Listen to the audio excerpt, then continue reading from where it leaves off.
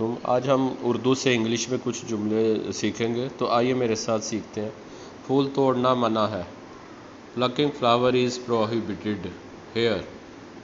आप तो ईद का चांद हो गए हैं। Your visits are few and far between. नल का बंद कर दो। Turn off the tap. नल चल रहा है। The tap is on. Doctor को टेलीफोन करो। Ring up the doctor. मेरा सर चकरा रहा है। I feel giddy. डॉक्टर को बिला डॉक्टर को बुला भेजो। Send for the doctor. तौलिया निचोड़ दो। Ring out the towel. Light बुझा दो। Switch the light of.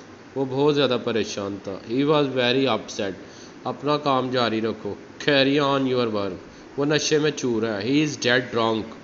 Boot के तस्मे खोल दो। अंकल अनलेस अनलेस योर शू। वो एक काबल शख्स है। He is a man of pots.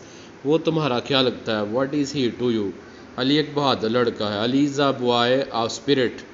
या इस तरह भी कर सकते हैं, Ali is a brave boy. इस घर को आग लगी हुई है। This house is on fire. मोमबत्ती बुझा दो। Blow out the candle.